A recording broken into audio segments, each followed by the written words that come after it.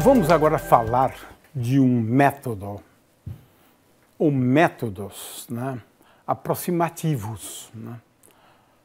Ou seja, nós passamos a lançar mão de métodos para fazer cálculos na teoria quântica. De outra forma, sem recorrer a aproximações, é muito difícil, muitas vezes. Existem muitos problemas na física quântica que são exatamente solúveis, né? Mas são poucos, convenhamos, são poucos, né? E a gente tem que recorrer, então, a métodos. Nós vamos falar de um desses métodos, né? Método perturbativo. Vamos falar, então, da teoria das perturbações, né? Então, métodos aproximados, né? Quais são? Nós já falamos de um deles, o método semiclássico. Eu calculo a função de onda numa aproximação em potências de H cortado. Aqui, a ideia é bastante semelhante a essa, na verdade. Né? Bastante semelhante. A gente faz uma expansão também. Né? Mas qual é o parâmetro pequeno? Isso depende de um problema para o outro. Né? De forma que temos dois métodos muito utilizados, né, na teoria quântica, como métodos aproximados ou aproximativos, não sei qual é a melhor palavra, né? Mas, de qualquer maneira, vamos falar então de métodos aproximados, né? Hoje, vamos dedicar algum tempo ao método perturbativo. Existem duas situações que a gente faz uso do método. Duas situações. É bom prestar atenção nisso. Num primeiro caso, nós decompomos a hamiltoniana em um termo que chamamos de hamiltoniana livre. A hamiltoniana livre é simplesmente P2 sobre 2m, como operador P2 sobre 2m. Hamiltoniana livre. Mais uma hamiltoniana de interação. Aqui, em geral, é a energia potencial mesmo, né? Mas pode ser uma coisa mais geral, envolvendo spin, né? Não importa. E depois depende também se eu estou falando da teoria quântica de campos ou não, né? Mas, de qualquer maneira, sempre assim. H0 mais H1. H1 é a hamiltoniana de interação, acabou-se. É o que não está contido aqui. Né? H0, P2 sobre 2m. Muito bem. Essa aqui é a situação A que a gente vai descrever primeiro. Existe uma outra situação que a gente também faz uso do mesmo método. E é isso que a gente vai descrever ao fim. Agora, o que nós estamos chamando de hamiltoniana de interação, H1, é escrito em termos de dois termos, H1 mais H2. É muito útil quando eu consigo escrever as soluções para H1. E agora eu trato um outro termo, H2, isso depende de problema para problemas, claro. E agora eu trato o H2 como sendo uma perturbação de H1. Então, são dois casos distintos. Nesse primeiro, H1 é igual a P2 sobre 2m mais 1. E H2 é uma perturbação. Veja, teoria de perturbações se usa nesses dois casos. Você poderia ainda classificar a teoria de perturbações, né, como sendo a teoria de perturbações dependente do tempo, não dependente do tempo. Né? Então, relativístico, não relativístico. Né? Vou fazer aqui só, claro, o caso mais simples, né? De forma que, de novo, aqui, essa hamiltoniana de interação, eu vou expandir numa série, admitindo que essa hamiltoniana vai levar, né, a uma situação onde os valores esperados de H1 sejam pequenos. O critério é muito complicado, eu sei disso, né? E, no outro caso, né, nós vamos perturbar utilizando essa hamiltoniana como uma perturbação da primeira, expandindo uma série de potências envolvendo H2 e H1, né, como pequenas perturbações. Essa aqui realmente não dá para pensar numa pequena perturbação, né? Mas, em muitos casos, esse método funciona bastante bem na realidade, né? E em alguns casos, é o único método. Feynman nos explicou, né, como utilizar esse método na eletrodinâmica quântica, na QED. A QED é uma teoria que você é obrigado a recorrer a esse método. Não tem jeito, é o único método, né, na teoria quântica de campos que você realmente consiga calcular as coisas. E ela é fundamental na eletrodinâmica quântica, né? De forma que, eu diria, é o único, né? Agora, na eletrodinâmica quântica, né, você tem um parâmetro, que é o alfa, que é aproximadamente igual a 1 sobre 137, né? E agora, a expansão é em termos de alfa. Então, é uma expansão em alfa.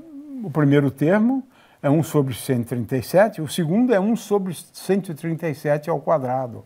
Então você veja que é um método que pode funcionar bastante bem, porque tem uma grandeza física pequena, e que rege as interações eletromagnéticas, né?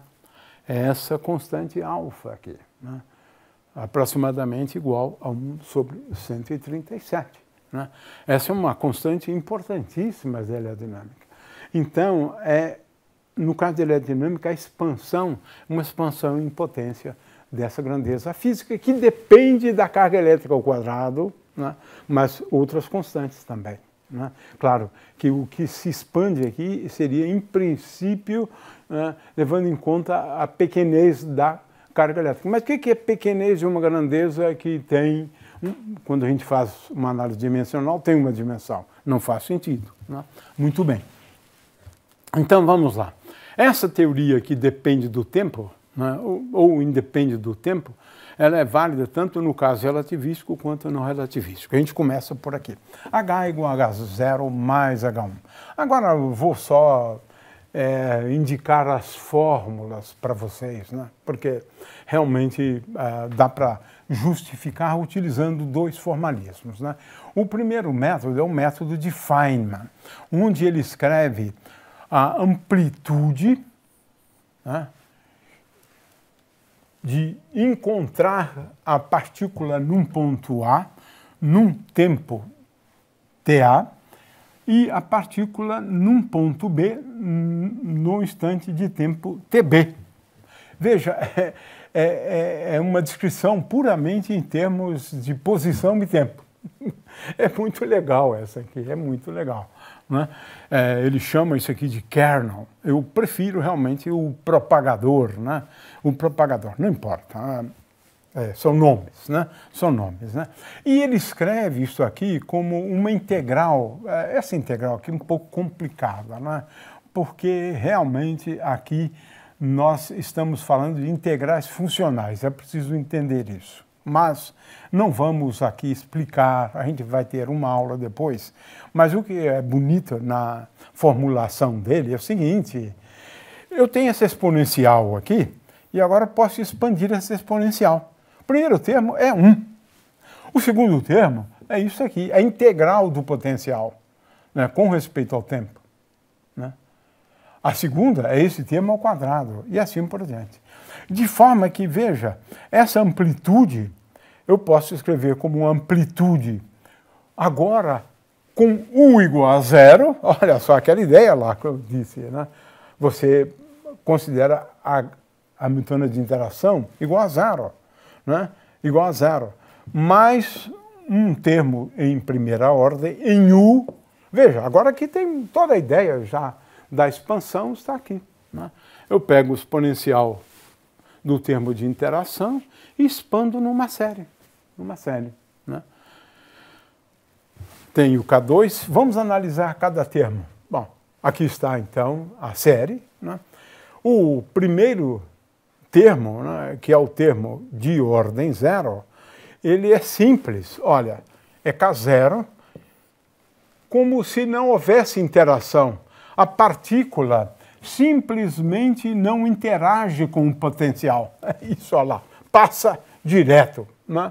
Passa direto. Ela se propaga desse ponto até esse como se fora uma partícula livre. É nesse sentido que nós chamamos esse K0 aqui de propagador da partícula livre. E a expressão mais geral é essa, mas não importa, né? A gente não vai utilizar isso, a gente vai explicar isso depois. Mas veja, esse K0, ele basicamente ele satisfaz uma equação que é bastante simples, né? Do tipo equação para o propagador, né? Aqui tem o 2 deltas, ela fica fácil de se calcular no espaço de momento, que eu considero a transformada de Fourier disso. Né? É isso que então define o que nós chamamos de propagador. Não vamos aqui comentar isso, mas é muito bonita essa formulação de Feynman. É muito bonita, muito bonita. Né? Veja, esse K0 é o propagador que satisfaz a essa equação. É mais fácil entender o propagador no espaço de momento. Né? Mas não vamos a esses detalhes, porque não é o caso. Né? Então, veja, na teoria de perturbações, primeiramente, tem a possibilidade da partícula desconhecer o potencial. Né? Esse é o primeiro termo da expansão. Aliás, é o primeiro termo da expansão da série perturbativa, sempre. Né? Adotando o K0 mais adotando o H0 mais um H de interação, que é 1. O segundo termo, o Feynman trabalha, está no livro dele, né, é dado por essa expressão aqui. Ou seja, olha só que coisa linda. É muito bonito isso aqui, na realidade. Veja, a partícula se propaga, né, de A até B, aliás, de A até um ponto C, que é esse primeiro termo, interage com o potencial, que está aqui, né? Interage com o potencial, e depois ela se propaga de uma forma livre, a partir de C, né, até B, olha só. E o que é bonito nessa formulação é que isso aqui é verdade, desde que esse ponto C não seja fixo. Aqui você tem uma soma sobre todos os pontos C. Todos os pontos C, né? Todos. Esse. É isso que está representado aqui. É bem interessante, né? Não é um ponto C específico, é por isso que eu tenho aqui o integral, né? De xc, de menos infinito até mais infinito. É uma série perturbativa. Esse é o primeiro termo da série perturbativa. O segundo termo da série perturbativa é esse. A partícula se propaga livremente até aqui, interage com o potencial nesse ponto D, depois se propaga livremente de D até C, depois interage no ponto C com o potencial e depois se propaga livremente do ponto C até o ponto B. Isso mesmo para potenciais dependentes do tempo. É claro que esses pontos C e D, você tem que somar sobre todos eles, E é nesse sentido que tem aqui uma soma, né, sobre C e D. Né? Aqui está, por exemplo, C e D, né, tal C e tal D, e também preciso levar em conta uma soma sobre os pontos C e D.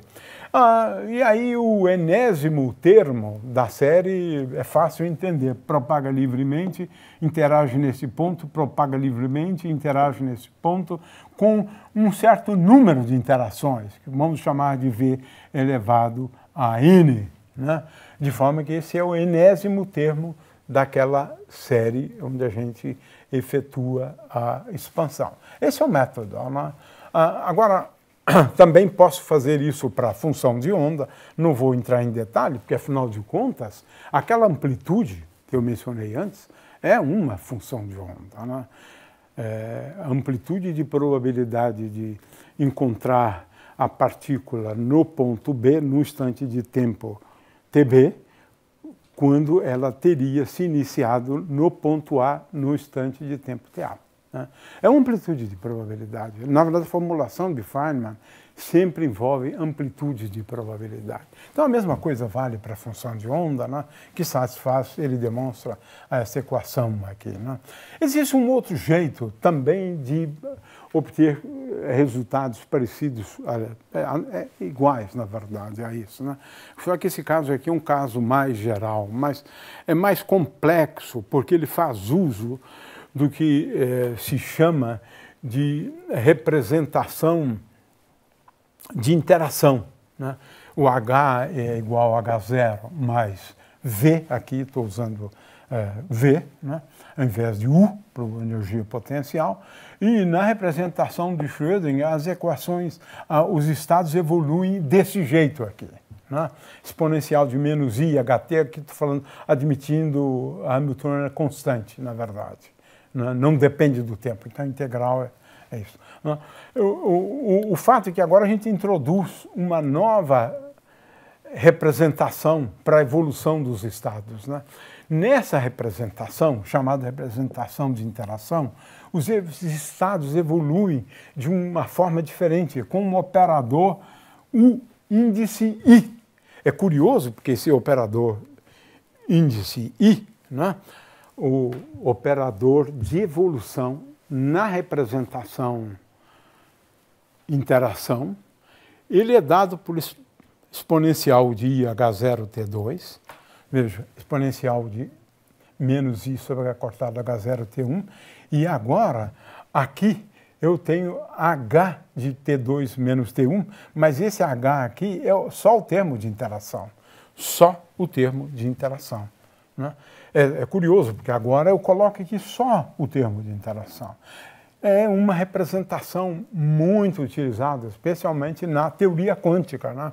De forma que agora, o que se faz? Né? Em primeiro lugar, esse operador de evolução, ele satisfaz a essa equação aqui, de evolução, onde aqui agora aparece só o potencial de interação. Por isso que eu chamei a atenção para o potencial de interação. Né? Então, esse potencial de interação, aqui tem uma expressão para a evolução dele, mas não importa muito, né? O fato é que ele satisfaz essa equação aqui, esse operador de evolução na representação interação, que aí envolve só a parte de interação da Hamiltoniana. Né? E agora eu expando, é como se expandisse a exponencial aquela. Eu vou expandir esse U em potências, o I de N, onde agora a equação para o I de N envolve o I de N menos 1. Né? E aqui eu tenho um termo aqui na frente. Ora, o primeiro termo dessa expansão para N igual a 0, aqui para N igual a 0, é simplesmente igual a 1. Né? Veja, é o que a gente estava obtendo antes. O primeiro termo da expansão é quando a gente simplesmente deixa de lado o potencial, ou energia potencial, ou energia de interação. Né? Muito bem. E o N menos 1 depende de N menos 1, dessa forma aqui, utilizando agora a integral. Consequentemente, veja, o 1 de T, de T2 até T1, é uma integral envolvendo a Hamiltoniana de interação, o V. Né? V. O 2 tem essa forma aqui, o 3 e assim por diante o N. Você vai observar que isso é exatamente o que a gente havia obtido antes. Né? Agora, vamos... Isso que eu fiz, né, é válido sempre, especialmente esse último formalismo, que vai até mesmo a teoria quântica de campo, mas é difícil um pouco trabalhar com ele. O que a gente vai, às vezes, cobrar algum exercíciozinho, por ser mais fácil, mais simples, né, é quando a gente está tratando da perturbação de estados estacionários, né? Ou seja, estados estacionários dependem de uma maneira bem simples, com energia, né? De forma que agora nós vamos para a teoria das perturbações envolvendo estados estacionários. Qual é a ideia agora, né? A ideia é o seguinte: eu tenho uma Hamiltoniana que não é a livre, né? Agora aqui eu quero chamar a atenção para o fato de que é preciso tomar cuidado com a notação, né? H0 é uma Hamiltoniana que não é a Hamiltoniana livre, né? Mas é uma Hamiltoniana para a qual eu conheço todas as suas funções de onda, bem como as energias associadas a ela, né? Então, veja, vamos partir do pressuposto que eu saiba resolver esse primeiro problema, né, com uma Hamiltoniana H0 conhecida. Não é a Hamiltoniana livre, porque senão volto para aquela situação anterior, né? Aqui é realmente o caso de uma Hamiltoniana não livre, porque é mais interessante, não livre. De forma que Ψn0 são os autoestados com valores de energia que eu posso colocar em correspondência com um conjunto de números inteiros, né? Então, esses são os autovalores das energias que são conhecidas, e essas funções são conhecidas. Se não forem conhecidas, esquece. Esse método aqui não serve para nada, né? Então, você tem que partir do pressuposto que você saiba resolver essa equação primeiro, né, para um conjunto de estados e para um conjunto de energias, né, dado H0. Agora, o método consiste no seguinte: o método de aproximação. Eu vou escrever, né, a função de onda Ψn. Veja, Ψn agora é solução dessa equação aqui. É outra equação, né? A primeira é só com H0, agora é com H0 mais V, Ψn igual a En Ψn. Eu agora estou querendo encontrar os autovalores da energia En para este problema aqui, partindo do conhecimento das energias para este problema, né? Muito bem. Claro que eu posso sempre expandir Ψn numa série, né? Chamamos esse coeficiente de Cnm de Ψm de zero. Então a ideia é utilizar esta base e agora procurar calcular esses coeficientes, né? Uma coisa relativamente simples, né? Relativamente simples. O que eu faço? Eu multiplico aqui por Ψm, veja, Ψm estrela, integro, né? Então, em primeiro lugar, eu multiplico, né? Ou melhor, em primeiro lugar, eu vou substituir aqui, né? E em seguida eu vou multiplicar, que é o próximo passo, né? Ora, escrevendo aquela expansão como eu tinha antes, agora eu tenho esta equação aqui para determinar as energias e para determinar estes coeficientes, né? Agora eu multiplico, como eu havia indicado antes, né, para o Ψk de zero, né, e uso a condição de ortogonalidade, né, que é essa condição aqui, e agora vejo que eu tenho estes elementos de matriz que nós vamos chamar de Vn ou Vkm, né, no caso aqui, Vkm, né, são elementos de matriz, né? Eu calculo o valor de V, né? Na verdade, isto aqui é o equivalente a elementos de matriz, né, do operador V calculado entre esse estado e esse estado, né?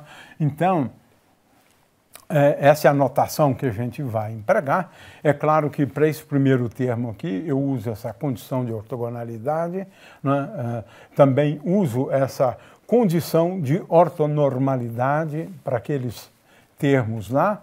E agora é uma questão de ficar coletando termos, né? Então, essa é a equação geral, essa equação geral e agora eu vou calcular estes EKs e bem como os CNMs utilizando um método aproximativo, né? Ora, com base nisso eu chego a esta equação aqui. É fácil ver que o primeiro termo dessa aproximação é ψn igual a ψn zero, né? E agora eu tenho que determinar os demais psiNs. Não é difícil ver, a partir dessa equação, que o CNM, em primeiro lugar, delta NM, claro, e agora vou escrever isso em série, numa série. O primeiro termo da série é CNM índice 1. E energia também vou escrever com N0 mais EN1, em potências de V. Em potências de V. Agora, fazendo as continhas, não é nada difícil perceber o seguinte: CNK, né? CNK em primeira ordem é dado por menos, é claro que N é diferente de K, porque aqui eu tenho uma diferença de energias, é dado por VNK dividido por EK menos EN0. Né? E EN em primeira ordem é igual a VNN. É só manipular um pouco aquelas expressões, não é nenhum bicho de sete cabeças, né? De forma que, em primeira ordem, a gente escreve assim. Então, tem um método aproximado bastante simples em primeira ordem. Olha só, é isso, né? É isso. Ψn é dado por essa expressão e agora a energia é dada por aquela expressão, que está resumido aqui. Veja, eu fiz as contas aqui para função de onda e para energia só em primeira ordem, onde o potencial aparece como uma potência. Os demais termos envolvem V ao quadrado. Eu não escrevi aqui. Mas não é muito difícil, é que dá um pouquinho de trabalho. Provavelmente eu coloque isso no texto, né? O termo ao quadrado, mas a gente nunca vai colocar exercícios, porque essas coisas dão um pouco de trabalho para calcular. Os exercícios mais simples são esses, né? Onde a gente pede para calcular esse coeficiente, a função de onda e as energias. Os termos são realmente bastante simples e bastante camaradas, na verdade, né? Nessa aproximação de primeira ordem. Mas veja que o termo de primeira ordem não tem o potencial. O termo de ordem zero não tem o potencial. O termo de primeira ordem tem o potencial. O termo de segunda ordem é VNM, VKL e assim por diante, né? Então, em princípio, você pode obter todos os coeficientes da função de onda para uma ordem arbitrária do potencial, bem como energia, né? Mas isso é uma questão de olhar com certo detalhe o texto. Mas as expressões são realmente muito simples.